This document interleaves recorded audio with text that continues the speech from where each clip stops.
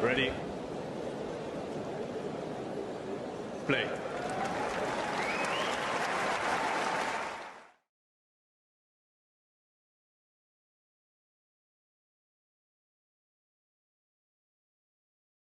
Sean in the comments said that Raducanu has played 3 sets this month.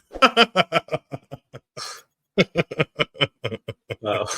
I mean, she has, because I believe by the time she was exiting out of Washington D.C., it was like July, like the later days of July, I think.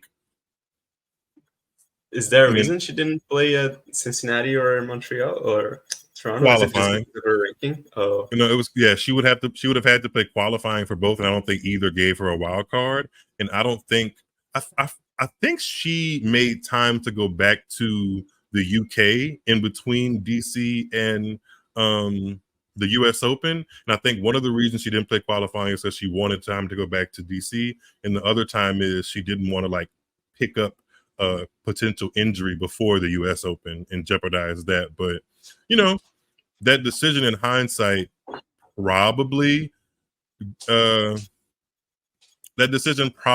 warranted the match result she got today, especially that first set against Sofia Kenin. She lost it 6-1. And I don't remember the last time Sofia Kenin beat anybody 6-1 in a set. So,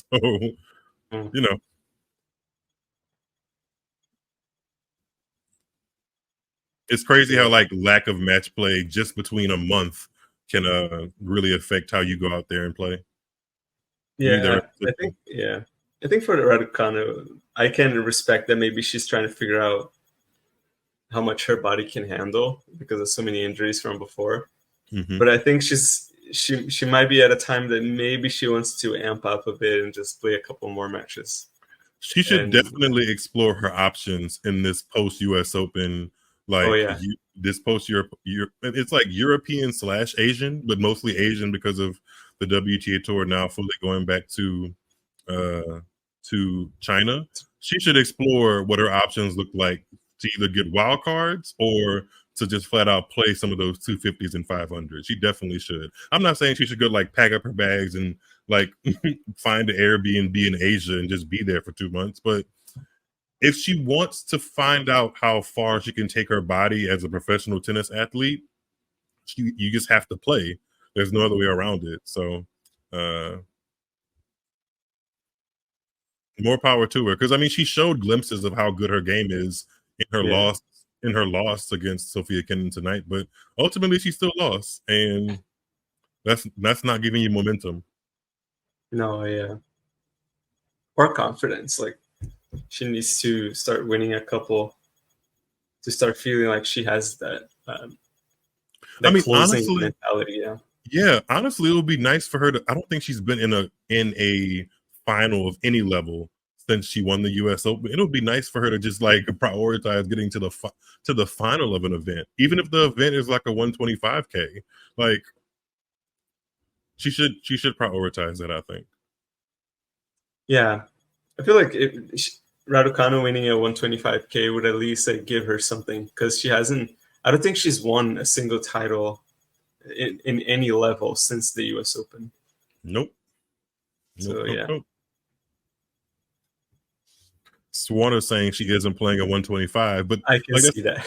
Like that's kind of the point. Like the fact that Swarner and I'm sure other people feel confidently that she's not going to a 125 is kind of the problem. I forgot who was it that you know what? I'll go with this because it gets popped into my head.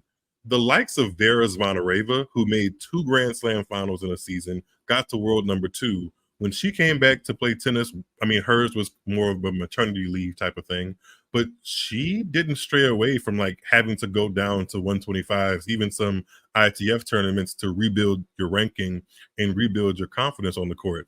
Yeah. And although Vera Zvonareva didn't actually win a major, she was as close as you can possibly get to doing one that you can get. So if she has that kind of resume, world number 2 player, 2-time Grand Slam finalist, if she can kind of bite the bullet to go play some challengers, it's hard for me to give a pass on Raducanu for not even entertaining the option. I'm not saying make a career out of it, but like one, see how it feels. Two, see how it feels. You know? Yeah, yeah. I think just getting a trophy in her hand should be enough to just say like, okay, I'm done here. I'll go back to trying to like take on the big guns now. You know what's the Top biggest 100. example of that? The most famous example is Andre Agassi, and he did it. He played challengers when they were super not luxury, like. Oh yeah. And he was a multiple time Grand Slam champion at that point. He went back down to play challengers to get his game together. So if he can do that, I don't see why Emma is above it. So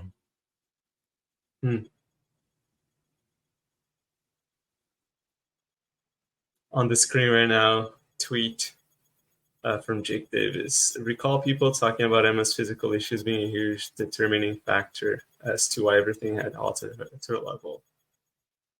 It's valid, but now you look at her game and it hasn't kicked on or developed. So many errors to improve and not enough standout strengths. yeah, she did look. I can't say I wasn't impressed during the grass court season because coincidentally she had a win over Pagula, who's on our screen right now, at Eastbourne, I believe, and I think she got to the semis of Nottingham, maybe. Nottingham, she got to the semis, something like that. She put together a couple of good weeks in a row during the grass court season, which it would make sense that she would do that because she's been very open about the fact that she likes to go back to the UK and train. And what's in the UK? Grass courts. So I don't know. She's kind of still an enigma, and I'm not gonna say I won't take her seriously because we still have that factor of like she can just turn it on, and we've seen what turning it on looks like. It looks like a US Open champion, but I'd like to see her add a couple of more tournaments just because like there's no way around how to become a tennis champion or a consistent tennis champion. You have to play the matches, and if she's not playing the matches, then it will always be kind of fleeting with her. If you enjoyed this video, make sure you hit that like button. Don't forget to subscribe and click that notification bell so you don't miss out on all things tennis.